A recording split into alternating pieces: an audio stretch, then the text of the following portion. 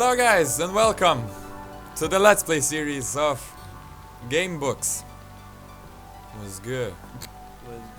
Was good. I'm joined here by... Hi, it's me. What's your name? My name is Istis. Yeah. And today we'll be playing a book called An Assassin in Orlandes. Remember Forest of the Doom? I remember. I remember. So it's like the same. And we're gonna start. Let's go.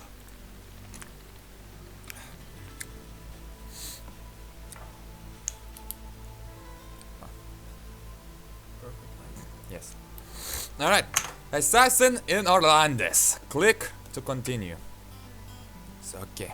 Choose your difficulty. Is it recording? Need to check one more time. Yes, it is. Ooh. Okay. Before beginning your adventure, you must choose your skill level. Classic. For the true hardcore gamebook hero, play GA how it was meant to be played, where your fate... Let's play cast. Hold on. Classic.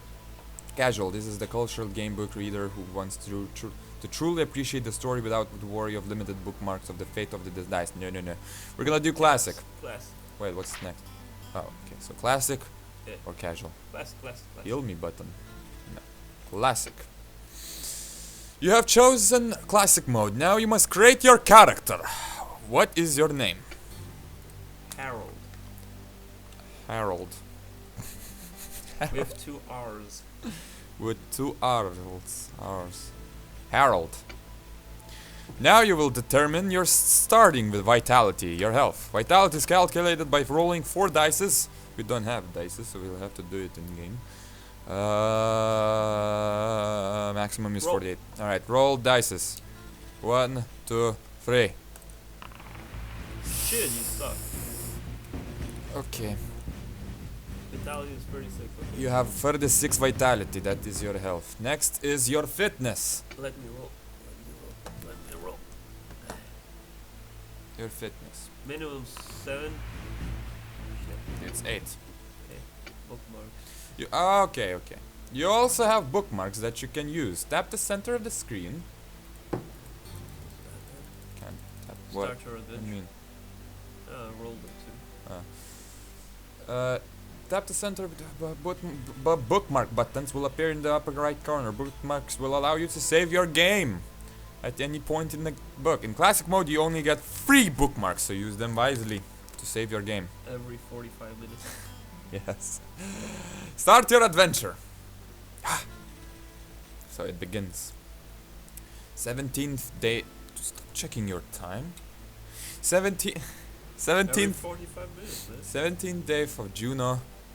774 dawn years. Today has probably been the worst day of your life. You stare at your distorted reflection in your ale.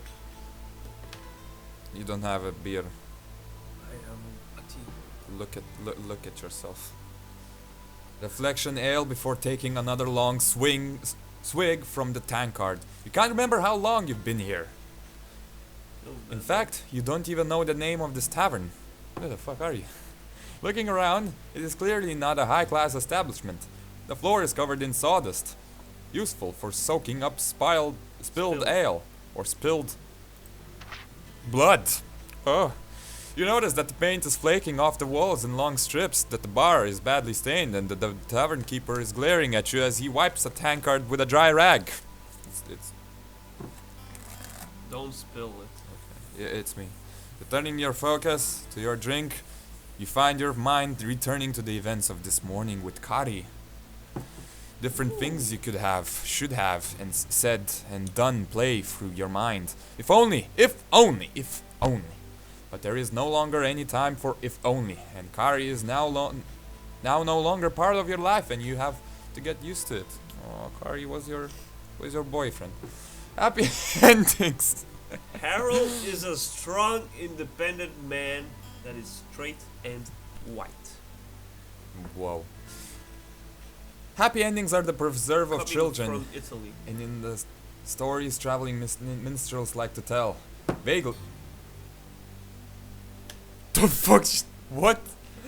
Okay, continue. Vaguely, you recall that you chose this tavern as a place to drown your sorrows, largely because it was rough and run down. Exactly the sort of place a bard would avoid. The last thing you need is to hear is some stupid story about love with a tacked on happy ending. You suddenly realize you are gripping your tankard very tightly.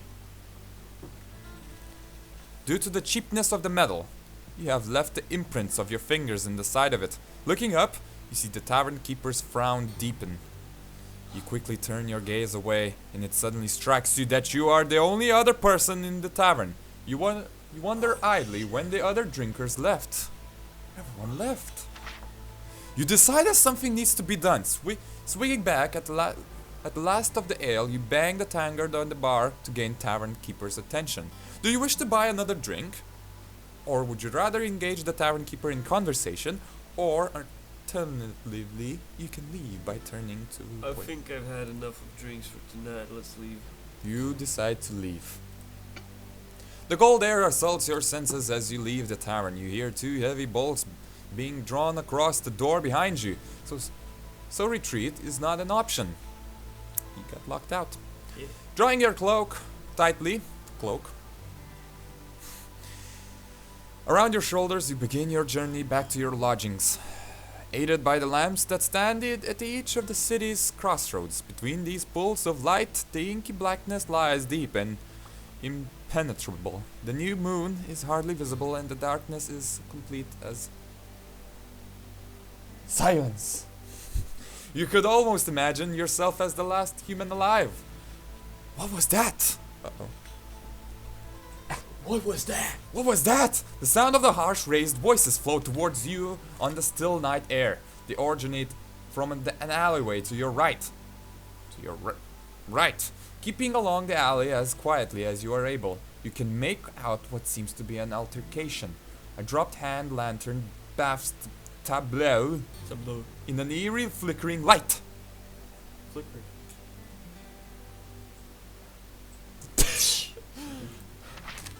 Will you hide in the shadows and observe what is taking place by turning to 52, or will you rush in to attack? First one. I will observe.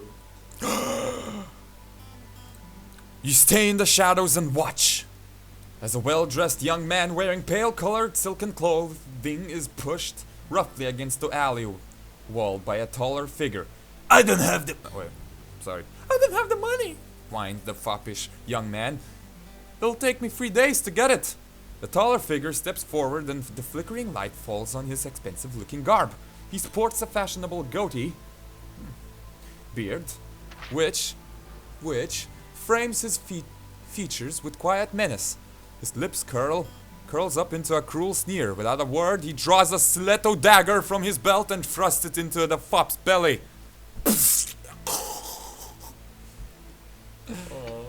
The clean-shaven young man gasps and doubles over in pain, clutching his side. Blood wells up between his fingers, and he topples to the floor. You can hear him begin to sob and call quietly for his mother.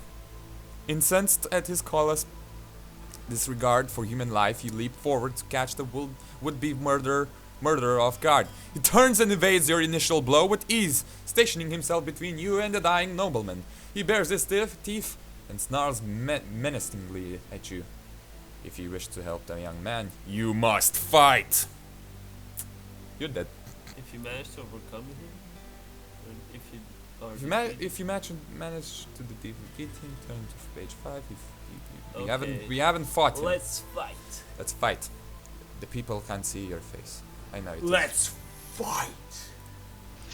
Ooh! Fight! Draw your weapon. You must fight. Okay. Fitness check, combat options, or attack. Fitness check. Fitness check. Ooh. You roll 7, passing. You get 1+ to your next roll highest dice. Attack. Defeat. Well-dressed fug moves to block the attack. Well-dressed fug is hit. Well-dressed fug takes 6 damage. You hit him. Attack, combat options, or fitness check. What is combat options? I have no idea. Oh, sound effects. Things you can use. You have nothing. Things you can use. You don't have anything. Okay. Quick dice. Not bad. Fitness check, whatever. It seemed to be a good idea. Oh shit! What up? Oh, you lose one from your next rolled highest dice. Why? I don't know. Defend. You must defend yourself. Okay. That's good. That's good. You have been hit. You take 6 damage. So how many do I have to roll? Does it say? Fitness is 6 now, so Okay. it has to be it or below it, Oh, okay. not above it. Okay. Attack. Attack. Oh. You deal a crushing blow. Well, just fuck is defeated. You killed him. Holy fuck. Whew. Critical. When I played it, I died. No spoilers for me, please. I don't know anything else beyond this point. Okay. Your final blow is telling one, bringing swift retribution to the murderer. During your struggle, the young nobleman's sobs were becoming less and less pronounced. As your final punch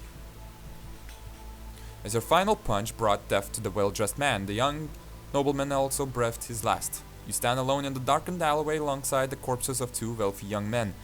You remain still for some minutes, getting your breathing and heartbeat under control. You listen intently, but all is silent around you, so it would be seen your struggle has not come to the attention of the Orlandians guard patrols. Your thoughts turn to the murdered young nobleman. What sort of trouble was he in to be so callously murdered? If you would like to search the bodies, or if you would like to prefer to retire to your lodgings and investigate the matter in the morning, what would you like to do? I mean, if you stick around near the dead bodies, you might get blamed for being the killer. But you might be find- missing loot. Yeah. And although he also said he doesn't have the money yet. Maybe he does. Maybe he has some money, but not all the money? Where is your backpack? This is your backpack, Harold. Harold. Harold? I have You're a wizard, Harold. 15 pestados. You have 15 pestados, a leather jacket, a dagger, nothing of interest. Things you know, nothing of interest. Okay, let's search the body. Things you can use, nothing. YOLO. Yola, search the bodies. You efficiently ruffle through the pockets of the tall, well-dressed man, but find little of value save for his stiletto dagger, which you take. You got a new dagger. He is carrying no money and no means of identification. You turn your attention to the young nobleman, checking for any information as to his identity. You quickly notice that his purse is expensively embroidered with strange characters that spell out 2 words: Ronas Fedor. Presumably the name of this wealthy unfortunate. You are aware of a minor noble, Baron Fedor, who lives somewhere in the city. Was this his son or heir? Where does the Baron live, and how would you find out such information? There are too many imponderables. A good night's sleep will certainly help you clear your head and focus your mind. Out of the habit, you check the contents of the purse and you find 7 gold pestados. You also see a ring on the finger of a young Rona's right hand. It is inset with a circular piece of jade carved into the shape of an eagle. Presumably the Fedor family emblem. Do you wish to take it? Yes, I do. If you do, yes.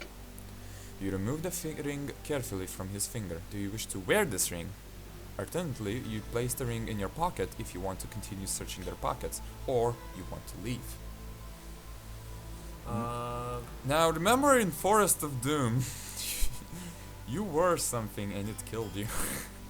Yeah, I don't want to wear the ring, not because it would kill me, but because if I wore the ring and someone would see me with the ring, They will think you are... yeah, they will think I am the killer.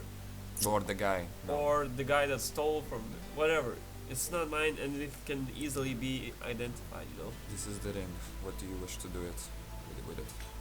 I wish to put it in my pocket and keep searching, okay? Turn to 7. So no put. No put on. No put. I wish You to put continue pockets. searching their pockets. You wish to continue Yeah. searching the pockets. You're turning around of the pockets of the 2 men when you hear a cry from the end of the alleyway. Murder! Stop him! You curse your misfortune, Nate, and being discovered. In the space of the heartbeat, you leap to your feet and sprint along the alleyway to the other end. You can hear the sounds of the pursuit and the rattling of the chains links of the armored waistcoats worn by Orlandian guards. The extra weight they are bearing could serve you in favor. Turn to 61. Close the door, please. Please. We shall wait. I know. He always interrupts. Without so much as a backwards glance, you turn and flee into the nearest side street. With a roar, patrol comes chasing after you. The darkness of the city's streets hinders as much as helps you as blunder along, and you know you will need Guy to shake off your pursuers. You dodge into an alleyway, hoping into losing them in a maze of narrow, unlit passages. You come to a junction where you may swing right. Alternatively, you could go left. Otherwise, you may continue straight. Let's go left. Left. You make a sharp turn and race along the alleyway, dodging the mounds of rotting foodstuffs that have been dumped here. The rank smell of these putrid mounds. You're running. You have to make a running move. Run. The rank shell of these putrid mounds make you heave involuntarily. Wow. Involuntarily. But you maintain control of yourself and keep running. Some yards behind you you can hear the guards slipping and squelching through the foetid morass. It slows them down, and you make several more turns along the winding alleys. As you run, you are aware of the doorways to houses and backstreet businesses that open onto this alley. Will you try some of the doors to see if they are unlocked? Or keep running? Keep running. Keep running. You round a corner and run into a second guard patrol. Your escape route is blocked off by the guards chasing you, so you can do nothing but surrender. The 3 guards in the first patrol vent their frustration on you for making them chase you across the city. After a savage beating, you lose 6 vitality points. If you are still alive, you got beaten up. Fuck! Okay. Let's see how much you still have. You are still healthy, but maybe a little bit of sleep will help you. Also, things you know: murdered nobleman's name is Feather. Feather's a signet ring in pocket, not on finger. Shit. Your arms are quickly secured behind your back with rope, and you are roughly pushed. And you roughly pushed and manhandled along the street. The patrol leader has a firm grip of your arm at all times, making escape impossible. Soon you are brought to the gates of the Orlandes Gull. What the fuck is that? Orlandes Gal. Inside the walls lies a roughly cobbled courtyard that you are dragged across and into the Gaul. This sinister, imposing edifice strikes fear into the hearts of all the Orlandian criminals. You are a criminal. The Gaul is built of black stone, and the various gargoyles and other creatures carved into the walls add to its foreboding atmosphere. Sickness and disease are rife in the prison, while many enter, few are said to ever leave. You are stripped of all your belongings and money! Fuck. You have no weapons or armor. You're fucked. Oh shit. Before being dragged to a holding cell made of iron. You are thrown uncertainly inside, and the door clangs shut behind you. You hear the sound of the key in the lock before the contemptuous barking laugh of the coder recedes as he walks back to his post. To one side of the cramped cell is a flea-infested heap of straw, all that passes for a bed in the Gaul. You decide to keep as far away from it as possible, eventually settling into a restless sleep. Wow. You're in prison, mate.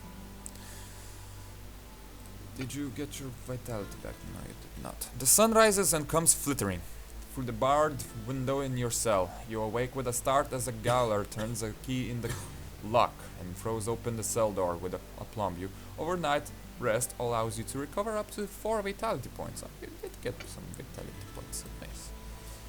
Get up! He snarls. You're coming with me. You follow him past a row of cells, most of them holding 1 or 2. You got sick, also. Pitiful wretches, and up to a large wooden door he opens up and pushes you inside. The carpeted floor beneath you Your feat is a welcome as it is unexpected. Sitting up opposite you behind a large desk is a person you recognize. Kyorik was once an adventurer like you, like yourself. Though he had morals that were considerably more malleable than yours, particularly when money was involved. The last time you saw Kyorik, he was a guard stationed at the city gates. It seemed that he has risen swiftly through the ranks. At first you are worried that he has sent for you in order to gloat, but it seems he is genuinely interested in securing your release. I know you are not the assassin, taking out the city's noblemen. He confides in you. You've been out of the city for the past month. And besides, why would a do-gooder like yourself be involved in such grisly dealings? You don't care for his estimation of you, but it will help you speed up your release if you're happy to play along. At length, the gaoler brings in your possessions and puts them upon Kyorik's desk. If you are wearing a feather's signet ring when you were arrested by the patrol last night, you didn't. You didn't wear the ring. Otherwise, you have in your pocket. Kyorik briefly looks through the pile of your possessions and then turns to the gaoler. I can't see any evidence to convict this man, he tells him. The head gaoler expression turns from shock to outrage. Spinning on his heel, he leaps stiffly through the door, his hands clenched tightly at his sides. As his footsteps recede into the distance, Kyorik turns to you and smiles. Feel free to take your things and go, he says. If you wore the ring, you would have been fucked. You thank Kyorik, pick up all of your items and leave as quickly as possible. It is not until you are escorted out across the courtyard and through the imposing main gates that you realize the 3 gold pestados are missing. They took your pestados. That little bit of pestados were taken. It's okay.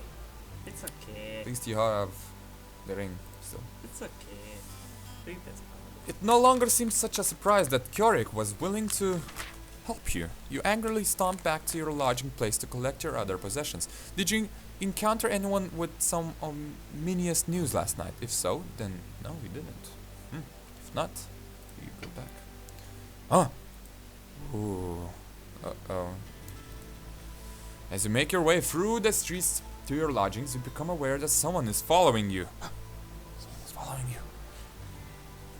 You twice make sharp turns and return back to yourself, and this mysterious figure copies your every turn. You lodge into a side street and hide in the shadow of a tall building. Fucking god. As your tail moves stealthily around the corner and into the light, you challenge him, demanding to know his business. Rather than retreat, he sneers at you, drawing a dagger from his belt. I come with the warning, he spits. Leave Orlandes and keep out of our affairs. You tell him that you don't know what he is talking about, but he merely responds to make sure you listen. We have your girl, the redhead. Want proof? He holds out his hand and a silver necklace, which is this. Silver necklace that you recognize. You bought for her some months ago. You know he speaks the truth. They have kidnapped Kari, your boyfriend. It's a girl's name, god damn it. Despite your breakup Yes, earlier, bastard shit. you would not wish her to be held in captivity by some cruel murderer, and certainly not on your own account. Her words from earlier echo in your ears. Maybe she was right. Maybe you should be more aggressive in getting what you want. Right now, you want to rescue Kari, your boyfriend.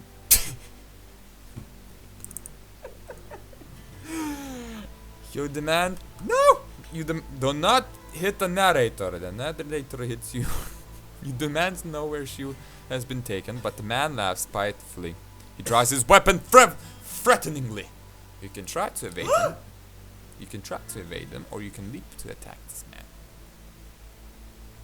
He has a weapon. What do I have? Do I have a weapon? Yes, you have a dagger, and you have a Celito dagger. I mean, dagger versus sword, you know? Shit. What's my Did he stats? draw a sword? What are my, yeah. Weapon. What are my stats? 30 vitality and 8 fitness. Offense 2 out of 6. Defense 2 out of 6. Not the best. Let's turn. Evade him? Wait. Can we save? Yeah. Over here.